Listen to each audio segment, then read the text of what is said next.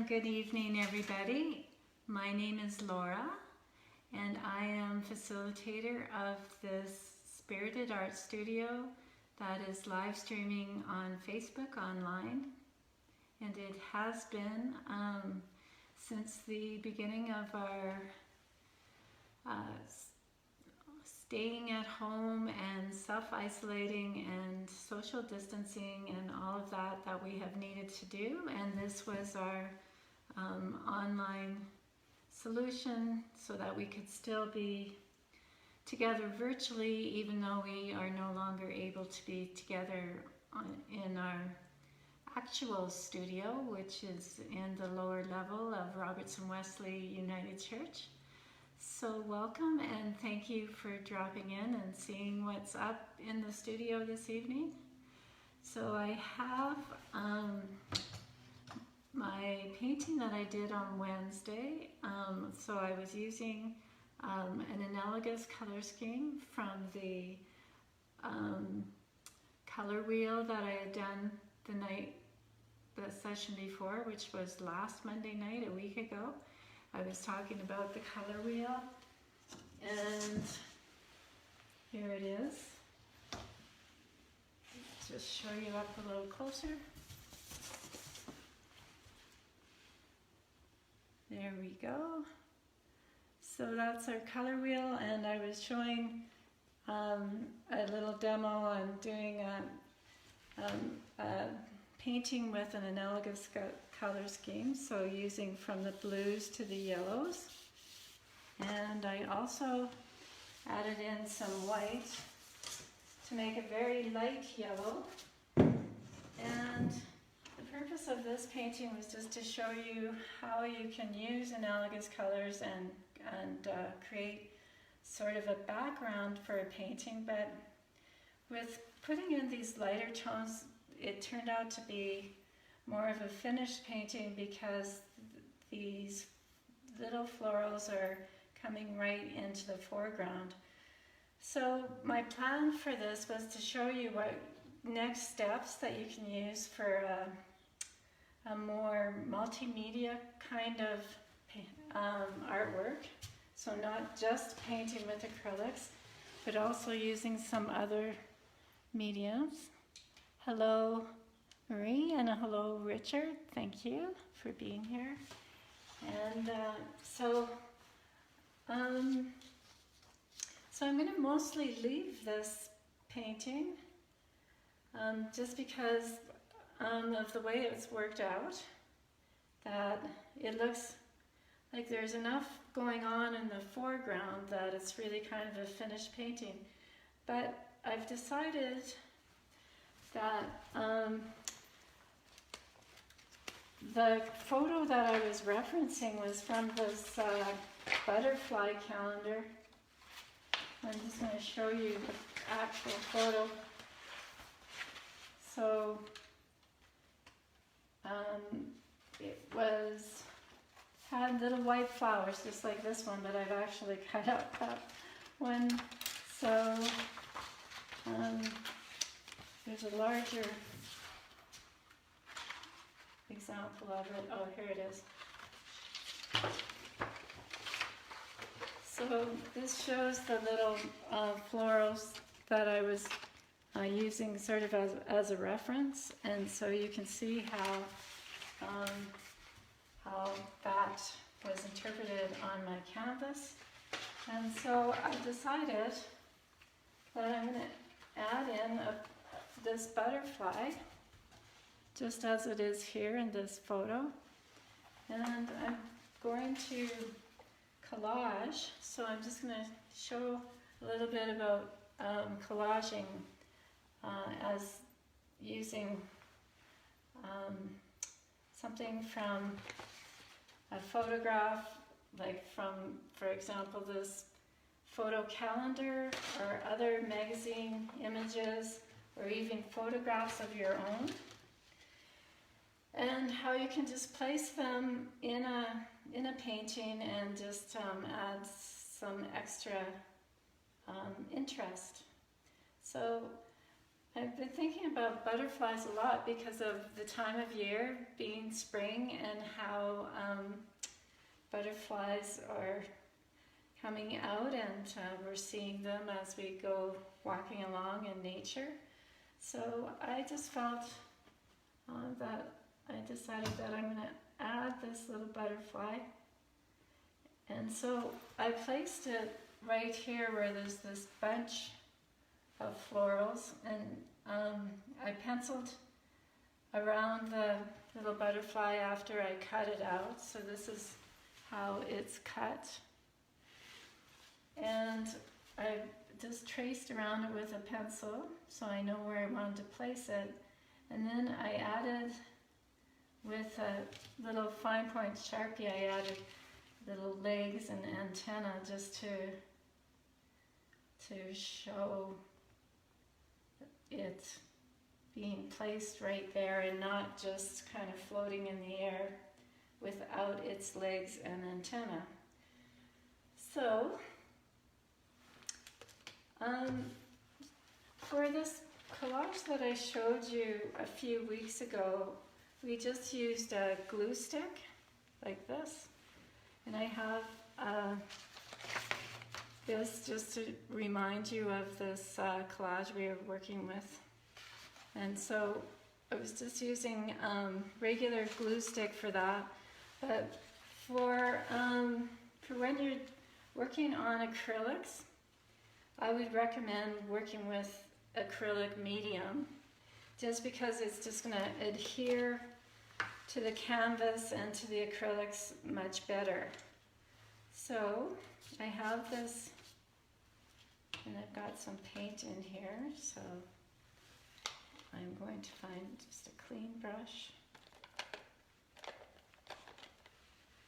to dip into my gel medium, and just brush it on the back of this little butterfly.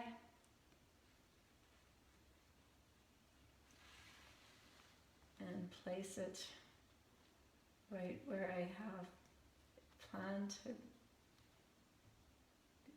it be placed, so that the little legs are sitting where I want them to.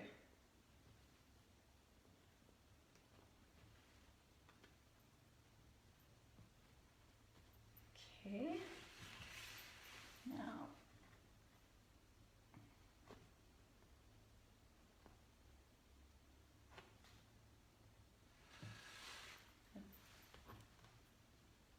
just trying to fiddle around with it, and that's what happens sometimes.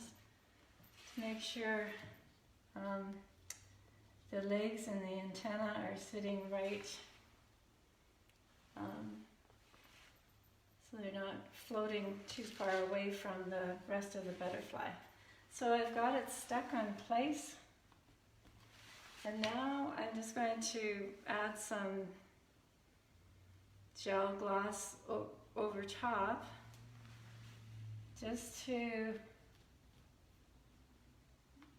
mainly just to protect it.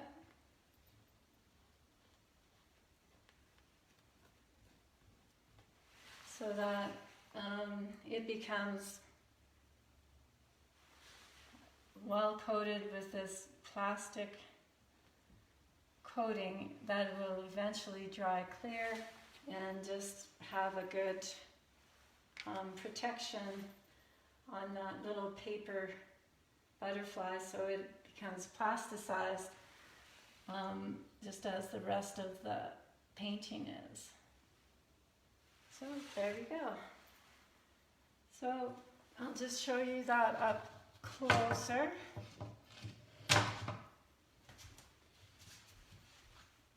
And you can see how I've added the little butterfly. Hello Cecile, hello Sherry, or Shell. Great to see you saying hello. So I'm going to just put this one aside now, and I'm going to show you another painting. So this one again was an analogous color scheme with colors that were side by side on the color wheel. I did another background, which is slightly different. This is an analogous color scheme. So basically, it's just using magenta, which is a red pigment or hue, and used a monochromatic color scheme. So monochromatic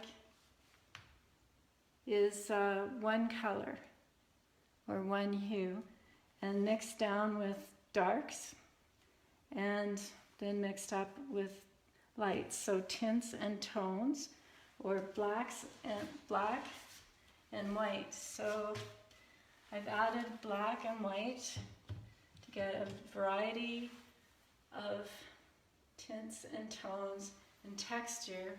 And what I was trying to sort of portray is a background that is similar to a different one, again in this butterfly calendar. And I can show you it easier, I think, on the back of the calendar. So it's this background is to be similar to this one, of this butterfly sitting on these fuchsia colored stargazer lilies. And so this is just a monochromatic color scheme to kind of portray lilies, similar to the ones in the photo. And then I cut out the butterfly that is in the calendar. So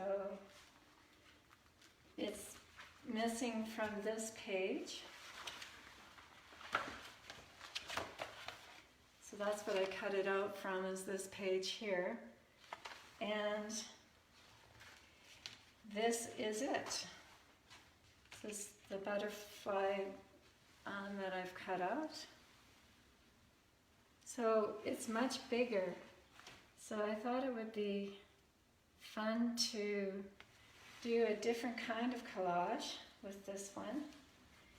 And one thing also I wanted to tell you about this is because I wanted it to coordinate with the colors of the background to be a little bit more like the magenta, the cooler kind of red or magenta, rather than the warmer red that the butterfly originally looked like, and I'll just refer back to that.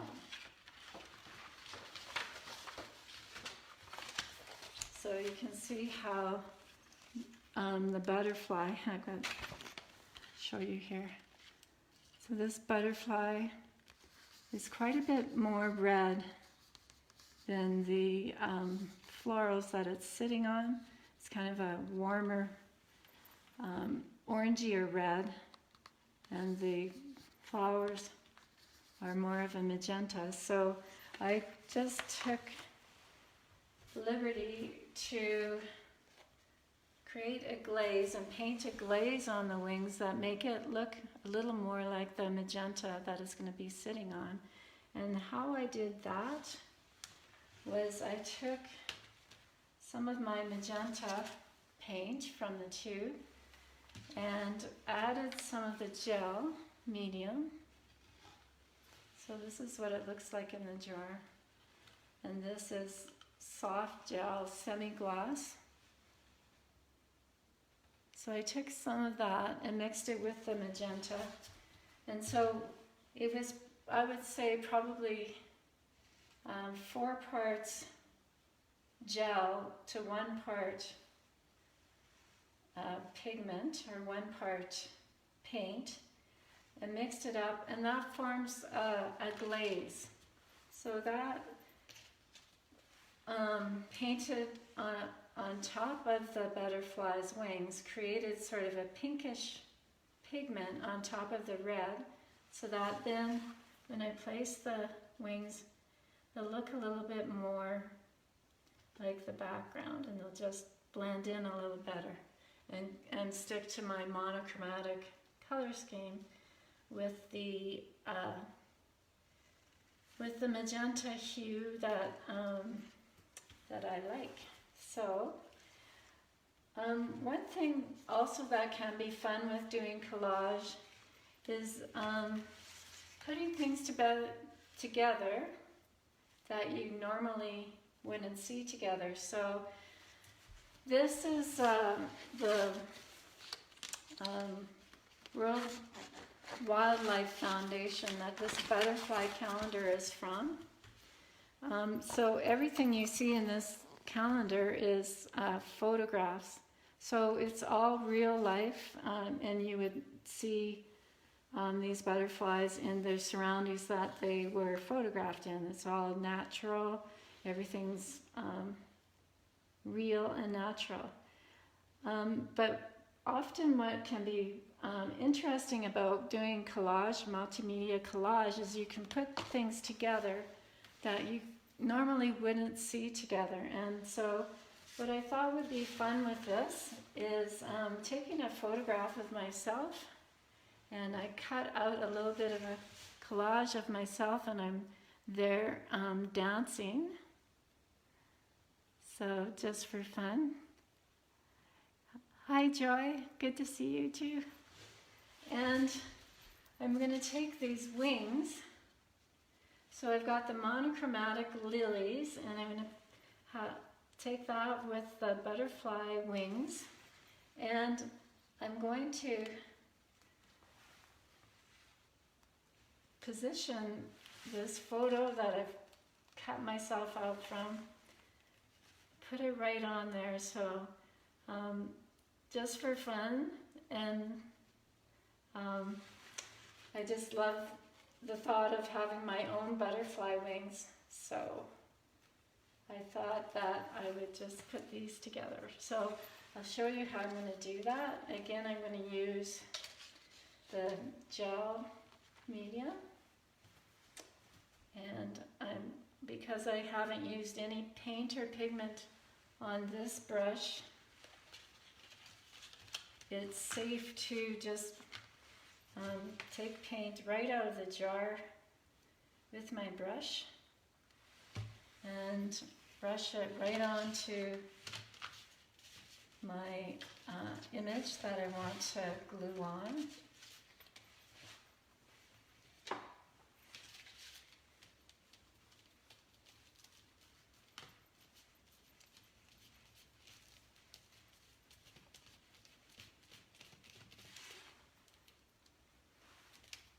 I'm just putting lots of this acrylic gel on the back of the image so that it will adhere well to the acrylic paint. And now I'm going to just stick it in place.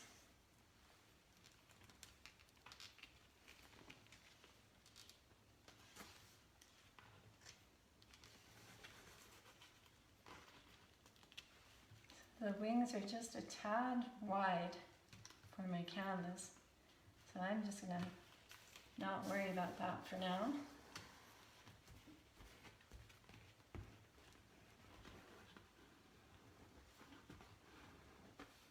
I'm just pressing it right down so that I can have the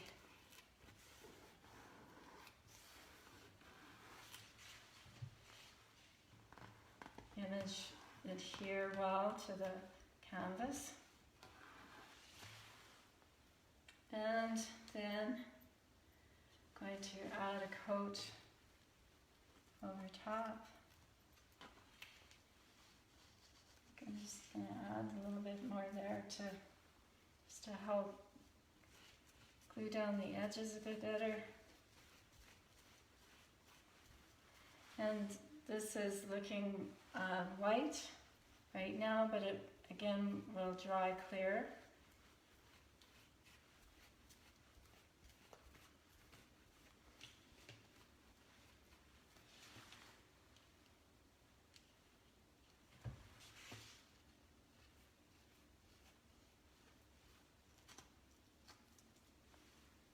see it's lifting a bit, so I'm just putting some extra gel underneath.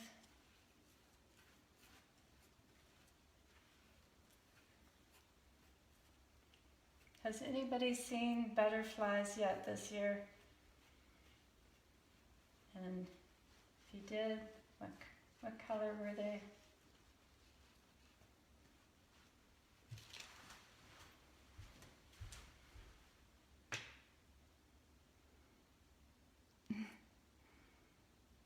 Thanks. So yeah, that's my butterfly.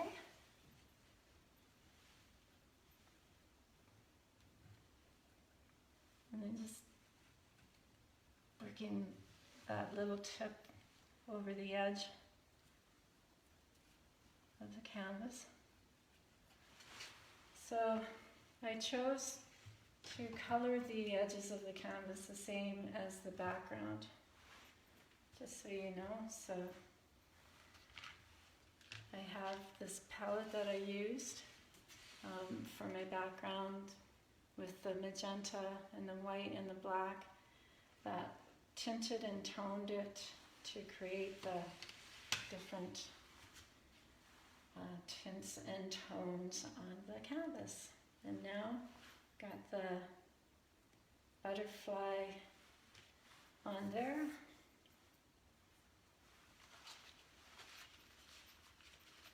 And just for fun, I'm going to take this photo of myself. As I said, it's a photo of me dancing. And I've cut it out and I put black paint on my hand as if it was a long black glove. So just for fun. So I'm going to put glue on this. And so this is called juxtaposition. When you put things together that are impossible to see together in reality, I guess it would be something you could do easily with digital media as well, using Photoshop or something similar. So this is it's a more traditional, old-fashioned way, I guess you could say, with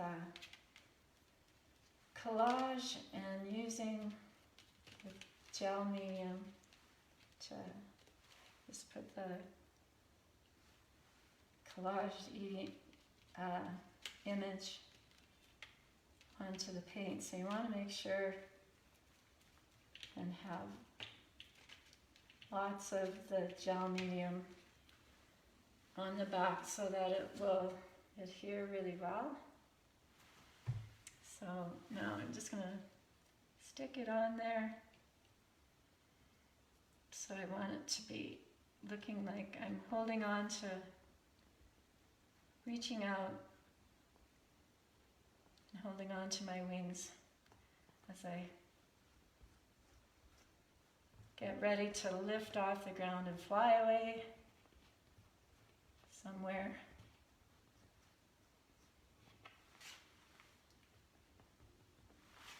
So that is what it's looking like.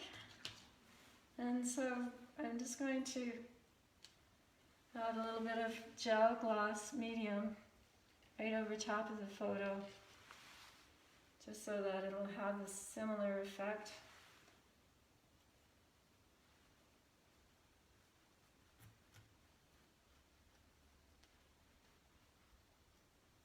To the rest of the painting.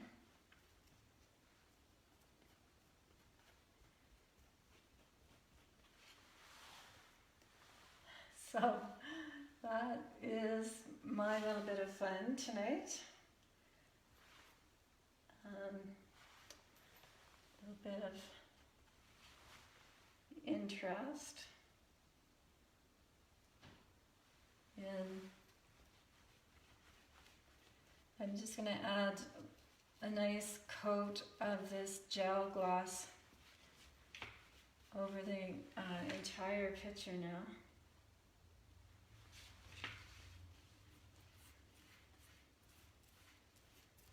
So then the whole canvas is covered nicely with the same medium and has a sort of a, I guess, a bit of a cohesion that way.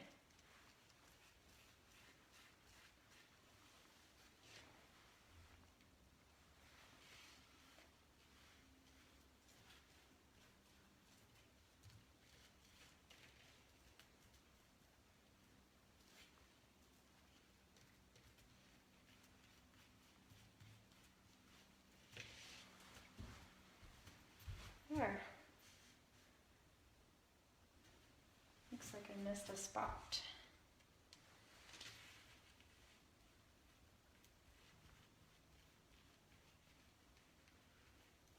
So right now it's looking really white. And I'm just making sure the edges are stuck, so I'm just adding a little bit of medium to the edges.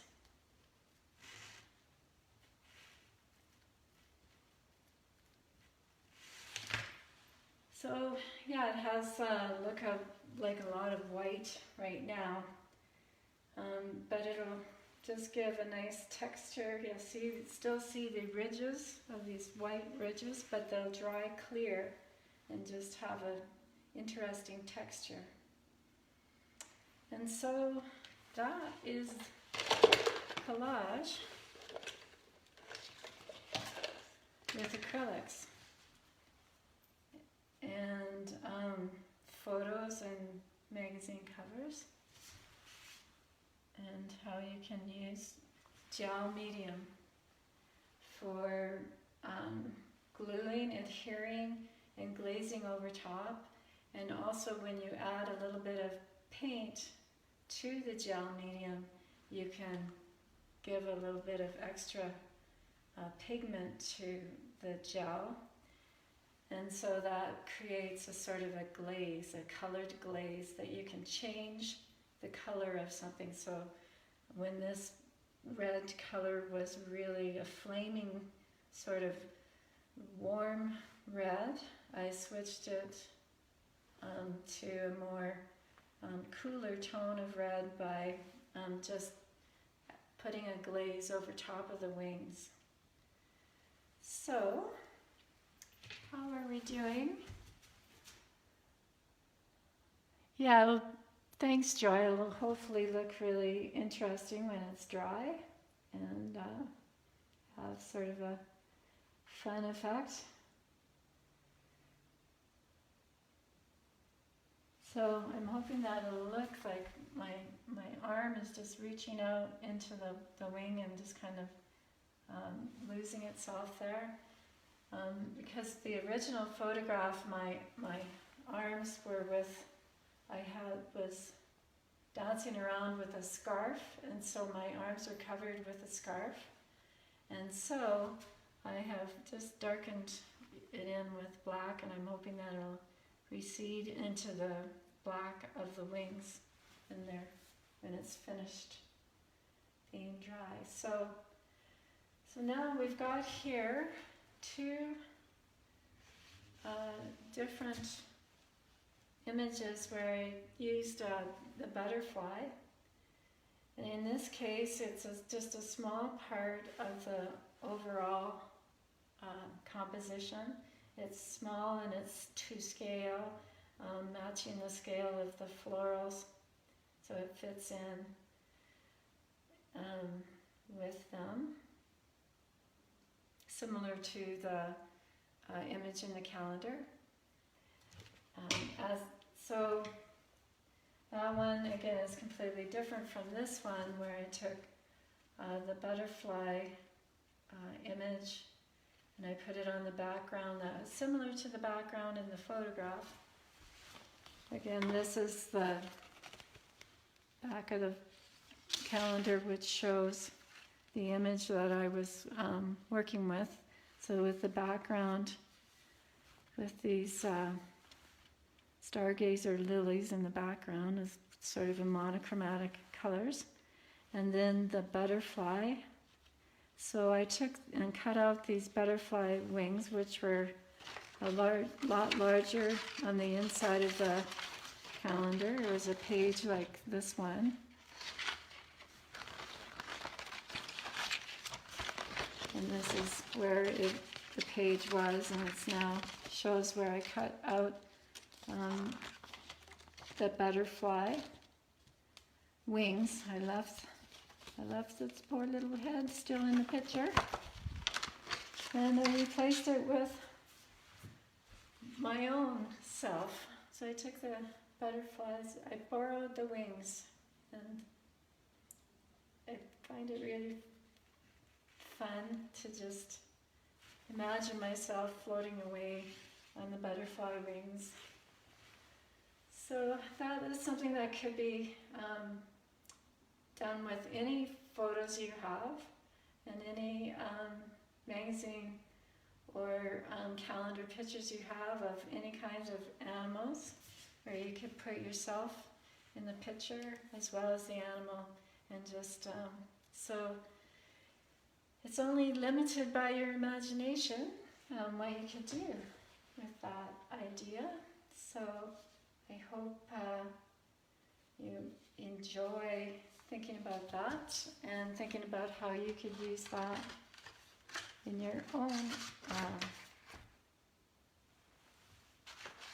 imagery. This is a collage that was just on paper. So again, I just used glue stick to create this collage, and it's just a number of images but again, this is a monochromatic color scheme with a heart shape that I put all the images into. And this was an image about having compassion for yourself, and it's one that I created right at the beginning of this COVID-19 social distancing that we've had to do. So I just decided maybe it might be a good time to review the concepts in this little poster. So self-compassion is really just about being good to yourself, I guess, and that is pretty self-explanatory, but it breaks down into some actual practical ideas for doing this. And I think that it's really important for our mental, emotional, spiritual well-being in this time where we're finding ourselves isolated from friends and family, that we just be really mindful of taking care of ourselves. And so the one of the three things in the self compassion practice. So the first thing would be just mindfulness, present moment awareness that is non-judgmental. So just taking time to notice your surroundings, slow down your breathing, and just relax, and just instead of being rushed and hurried and thinking about what you have to do next, or what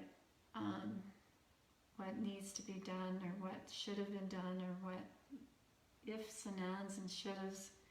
You just kind of just slow things down, and the easiest way to do that is just by taking some long, big breaths. If you've been to yoga, you'd be familiar with the breathing and just slowing down and being mindful of your breath. So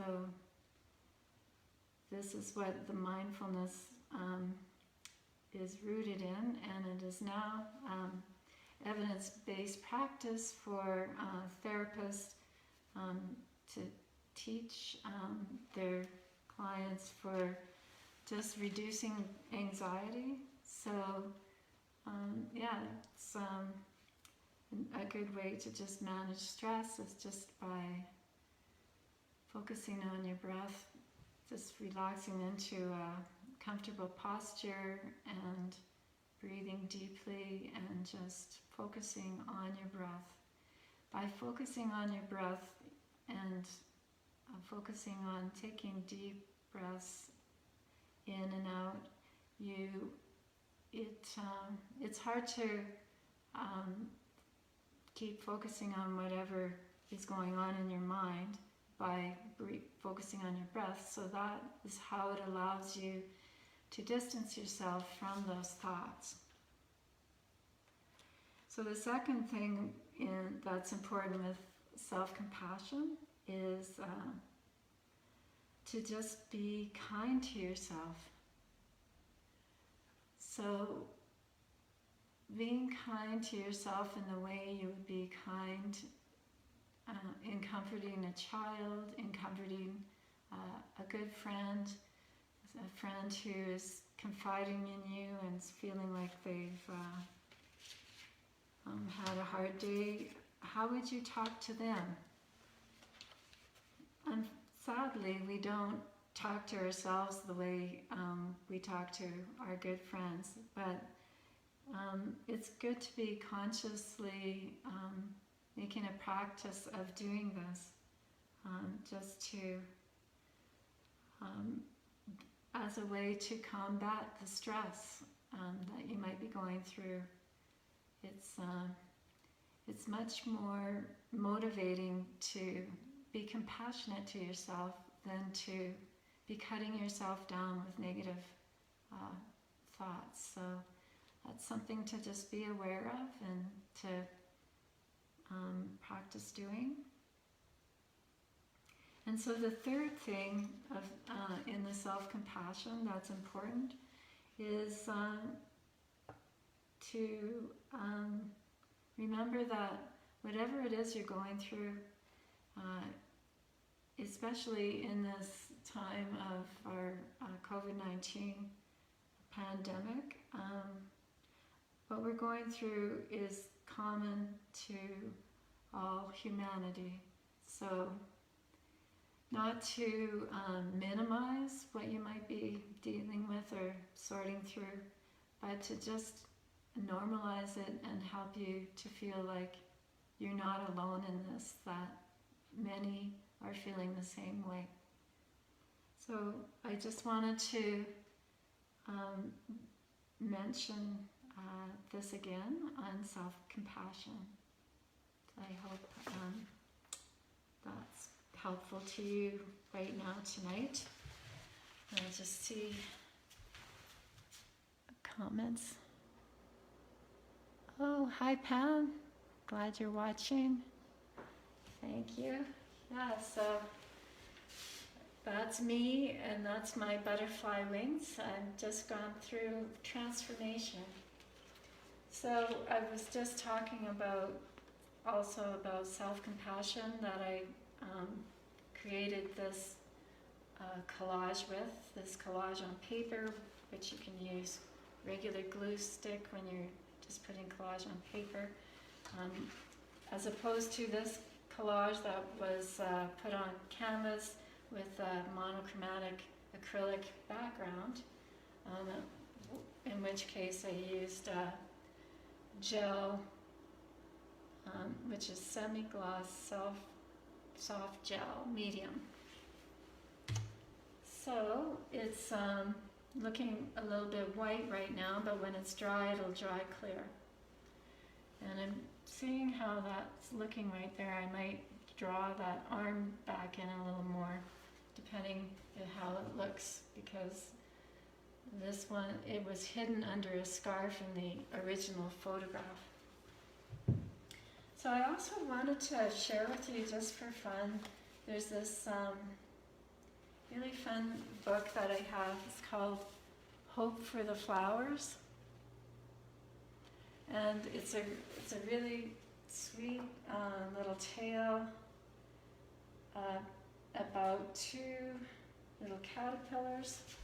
One is named Stripe, and one is named Yellow. Have any of you seen this book before?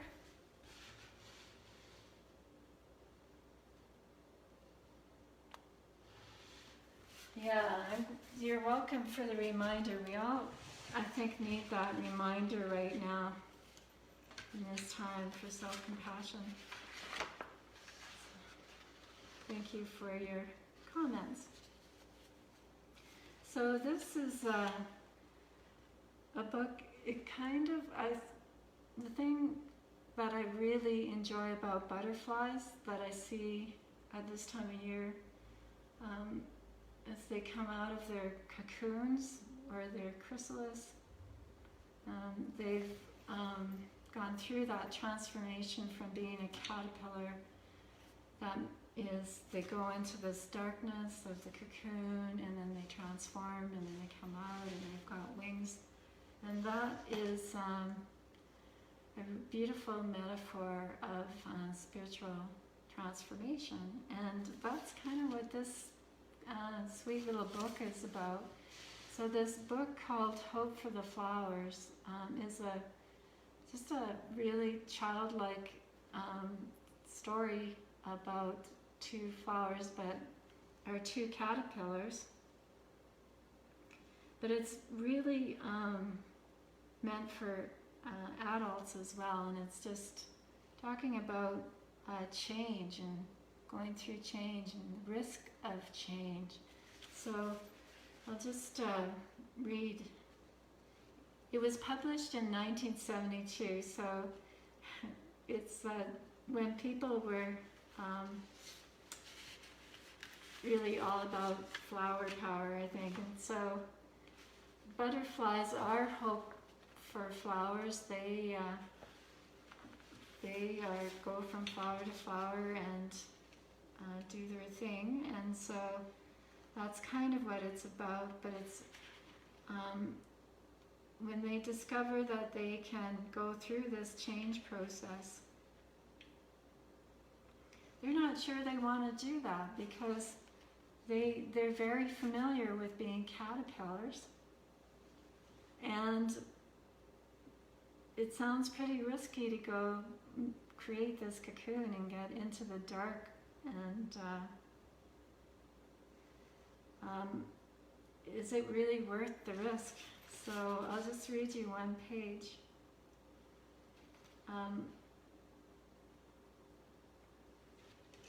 At least we can do something as caterpillars. We can crawl and eat. We can love in some way.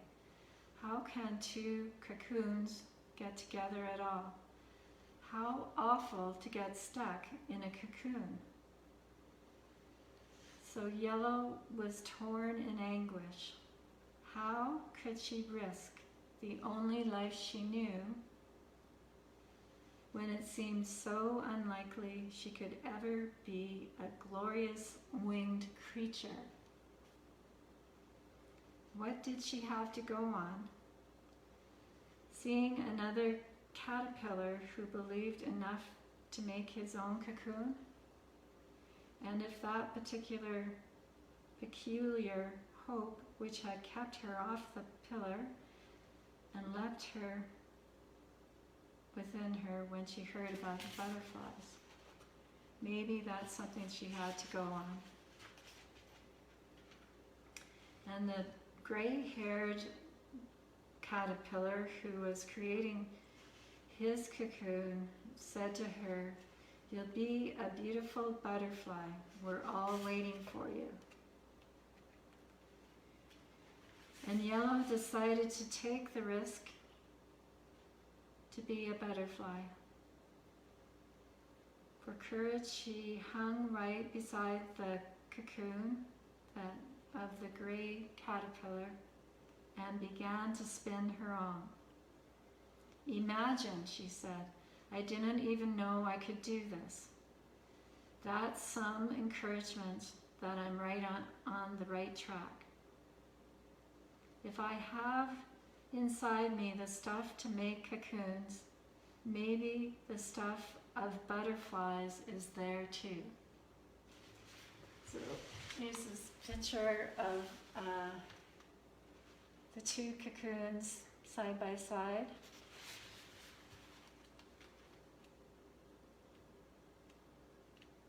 And then she goes back and convinces her friend, the striped caterpillar, once she is a yellow butterfly, she comes back to explain to Stripe, because Stripe was a little more reluctant to take the risk, and she convinces him that it's worth the risk. So it's a sweet little story. It's one of my favorites I've had for a long, long time. And I thought I'd just share that with you. So, do any of you like butterflies as well?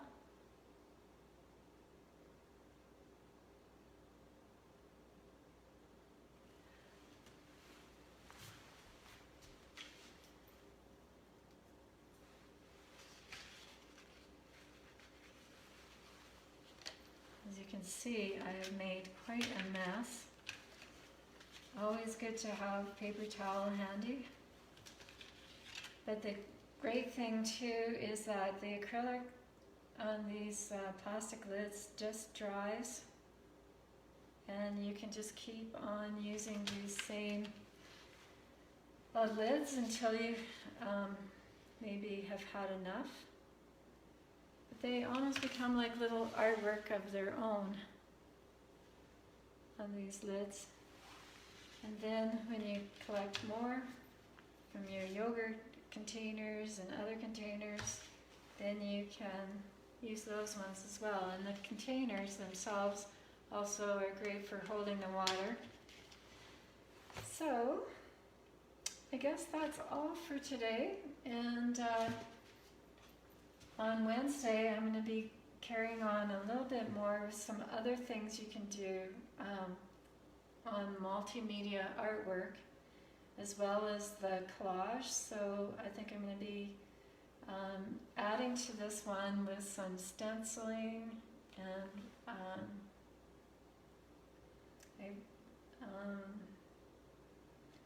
some stencils, maybe some buttons, and maybe some other things. So we'll see what happens to it. In the meantime, we'll let it dry, and you'll see how it looks when it's dry.